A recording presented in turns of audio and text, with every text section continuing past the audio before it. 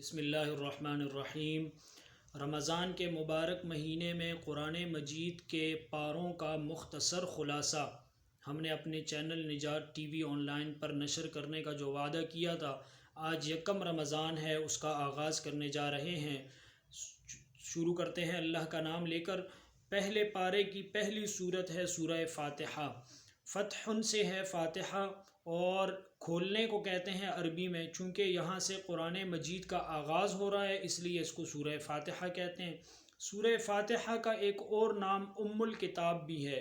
ام الکتاب کا مطلب پورے قرآن کا خلاصہ اس سورت میں موجود ہے۔ قرآن مجید میں اللہ رب العالمین نے 6 مضامین پر اکثر بات فرمائی ہے، جس میں پہلا مضمون توحید کا، دوسرا رسالت کا، تیسرا آخرت کا، چوتھا احکام کا، پانچواں ماننے والے لوگوں کا، اور چھٹا نہ ماننے والے لوگوں کا تذکرہ۔ سورہ فاتحہ میں ان تمام مضامین کا خلاصہ موجود ہے۔ الحمدللہ رب العالمین الرحمن الرحیم میں پہلا مضمون یعنی توحید ہے۔ مالک یوم الدین میں عقیدہ آخرت کا بیان ہے۔ ایاک نعبد و ایاک نستعین میں احکام کی طرف اشارہ ہے۔ اہدنا الصراط المستقیم، اس میں رسالت محمدی صلی اللہ علیہ وسلم کی طرف اشارہ ہے۔ صراط الذین انعمت علیہم، یعنی وہ لوگ جو کہ مانتے ہیں، شریعت پر چلنے والے لوگ ہیں، اور غیر المغضوب علیہم ولا الضالین، یہ نہ ماننے والے لوگ ہیں۔ اس کے بعد قرآن مجید کی پہلے پارے کی دوسری سورت سورہ بقرہ ہے۔ بقرہ عربی میں گائے کو کہتے ہیں، اور چونکہ اس پارے میں گائے کا ایک واقعہ بنی اسرائیل کے حوالے سے منقول ہے، اس لیے اس سورت کا نام بقرہ ہے۔ قرآن مجید کی سب سے بڑی سورت ہے، اور اس کی بڑے فضائل احادیث میں آئے ہیں۔ سورۃ البقرہ کا آغاز الف لام میم 3 حروف سے ہوتا ہے۔ یہ حروف الگ الگ پڑھے جاتے ہیں، اس لیے ان کو حروف مقطعات کہتے ہیں، اور ان کے معنی کے بارے میں مفسرین کا حتمی فیصلہ یہ ہے کہ ان حروف کے معنی اللہ کے سوا کسی کو معلوم نہیں ہے۔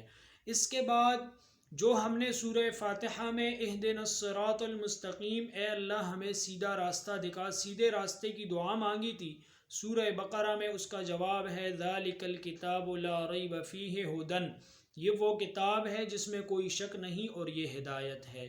اس کے بعد متقین، تقوی اختیار کرنے والے پرہیزگار، اللہ سے ڈرنے والوں کی کچھ صفات بیان کی گئی ہیں۔ پہلی صفت ان کی یہ ہے کہ وہ ایمان بالغیب رکھتے ہیں، جو چیزیں ان کی سمجھ میں آتی ہے، ان کو دکھتی ہیں، ان پر بھی ایمان رکھتے ہیں، اور جو چیزیں ان کی سمجھ میں نہیں آتی یا ان کو نظر نہیں آتی لیکن رسول ان کی تعلیم دیتے ہیں، ان کو بھی مانتے ہیں۔ وَيُقِيمُونَ الصَّلَاةَ، دوسری صفت ان کی ہے کہ وہ نماز قائم کرتے ہیں، اور اس کے بعد اپنے مال میں سے خرچ کرتے ہیں، گزشتہ آسمانی کتابوں اور گزشتہ انبیاء پر ایمان رکھتے ہیں، اور آخرت پر یقین رکھتے ہیں۔ یہ صفات رکھنے والے لوگوں کے بارے میں اللہ نے فرمایا کہ یہ ہیں ہدایت یافتہ لوگ، اور یہی لوگ کامیاب ہیں۔ اس کے بعد دوسرے طبقے کا ذکر ہے جو کہ کافر ہیں، ماننے والے نہیں ہیں۔ ان کے بارے میں اللہ رب العالمین کا فرمان ہے کہ ان کے دلوں پر اللہ کی طرف سے مہر لگ گئی ہے، ان کی کانوں پر، ان کی آنکھوں پر مہر لگ چکی ہے، لہٰذا وہ حق کو سنتے نہیں، حق کو دیکھتے نہیں، حق کو قبول نہیں کرتے، ایمان نہیں لاتے۔ اس کے بعد منافقین کا ذکر ہے، یعنی وہ لوگ جو کہ بظاہر ایمان لاتے ہیں لیکن حقیقت میں وہ ایمان والے نہیں ہوتے۔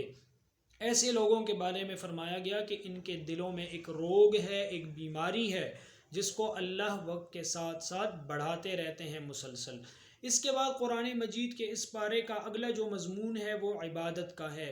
اللہ رب العالمین اپنے انعامات گنوا کر عبادت کا حکم دیتے ہیں کہ اس رب کی عبادت کرو جس نے تمہیں پیدا کیا، جو آسمان سے پانی اتارتا ہے، جو تمہیں رزق دیتا ہے، یہ سب صفات جس مالک کی ہیں اس کی عبادت کرو۔ اس کے بعد حضرت آدم علیہ السلام پہلے انسان کو زمین پر خلیفہ بنا کر بھیجنے کا ذکر ہے، اور قصہ آدم و ابلیس ہے۔ قصہ آدم و ابلیس کا خلاصہ یہ ہے کہ حضرت آدم علیہ السلام کو اللہ نے جنت میں رکھا، اور ان کو ایک بات سے منع فرمایا تھا، لیکن ان سے بھول چوک ہو گئی اور انہوں نے اللہ کی نافرمانی کی۔ حضرت آدم علیہ السلام نے اللہ کی نافرمانی کرنے کے بعد ندامت اختیار کی، توبہ کی اور اللہ کی طرف رجوع فرمایا۔ دوسری جانب شیطان ہے، ابلیس ہے، اسے اللہ نے آدم کے سامنے سجدہ کرنے کا حکم دیا، اس نے انکار کر کے بھی نافرمانی کی، اس نے بھی نافرمانی کی، لیکن جب نافرمانی کر لی اس کے بعد اس پر ڈٹ گیا، اس پر مزید بغاوت کی، حیل و حجت پیش کی۔ تو اس واقعے سے ہمیں یہ سبق ملتا ہے کہ آدم کی اولاد میں آنے والا، آدم کے رستے والا وہ ہے جو گناہ کر کے توبہ کرتا ہے، جبکہ ابلیس کے رستے پر چلنے والا وہ ہے جو گناہ کرنے کے بعد حیل و حجت تلاش کرتا ہے۔ اس کے بعد اللہ رب العالمین نے اس بارے میں بڑی تفصیل کے ساتھ بنی اسرائیل کا مضمون نقل فرمایا ہے کہ بنی اسرائیل پر اللہ کی کیا کیا انعامات تھی اور ان انعامات کا انہوں نے کس طرح ناشکری کا مظاہرہ کیا ان انعامات پر، اور کس طرح ناشکرے بن گئے۔ تو چنانچہ بنی اسرائیل کی بری خصلتوں کا بیان ہے کہ بنی اسرائیل حق کو چھپانے والے تھے، انبیاء کو ناحق قتل کرنے والے تھے، اس کے علاوہ اپنی کتابوں میں معنوی تحریف کرنے والے تھے، اور اس کے علاوہ اور بھی ان کی بہت انبیاء کو تنگ کرتے تھے، ناجائز مطالبات کرتے تھے، انبیاء کرام سے طرح طرح کے مطالبات کرتے تھے۔ اور اس میں ایک واقعہ جو ہے وہ گائے کا واقعہ بھی ہے کہ جب موسیٰ علیہ السلام نے اللہ کے حکم سے ان سے کہا کہ ایک گائے ذبح کرو تاکہ تمہارے مقتول کا پتہ چل جائے، تو انہوں نے اس میں بھی طرح طرح کی حجت بازیوں سے کام لیا، بار بار سوالات کر کے نبی کو تنگ کرنے کی کوشش کی۔ بالآخر اللہ کی طرف سے وہ گائے جو ان پر مقرر کی گئی تھی، جب اس کو ذبح کیا گیا تو اس سے مقتول کا پتہ بھی چل گیا۔ اس کے بعد جو مضمون ہے اس بارے میں جو آخر میں اختتام کی طرف آتا ہے وہ ہے ابراہیم علیہ السلام کی فضیلتیں۔ حضرت ابراہیم علیہ السلام کو اللہ نے ملت حنیف کا امام بنایا اور ان کو آزمانے کے بعد ان کی کامیابی کا اعلان فرمایا۔ پھر ابراہیم علیہ السلام کو حکم دیا کہ آپ مکہ میں میرے گھر کی تعمیر کریں، بیت اللہ کی تعمیر کریں۔ انہوں نے تعمیر کی اور اس کے بعد اس امت کے لیے دعا مانگی، اور ان کی دعاؤں کا نتیجہ حضور اقدس صلی اللہ علیہ وسلم کی صورت میں بعد میں مکہ میں نظر آیا۔ ابراہیم علیہ السلام کے فضائل بیان کرنے کے بعد اللہ رب العزت تمام انبیاء سابقین کا ذکر کر کے یہ ارشاد فرماتے ہیں کہ ان سب کا دین ایک اکیلے اللہ کی عبادت کا تھا، یہ واحد اللہ، ایک یکتا اللہ کو پوجتے تھے اور ان میں سے کوئی بھی مشرک نہیں تھا۔ اس کے بعد اللہ رب العالمین نے صحابہ کرام کے ایمان کو مومنین کے لیے قیامت تک معیار حق بنا دیا۔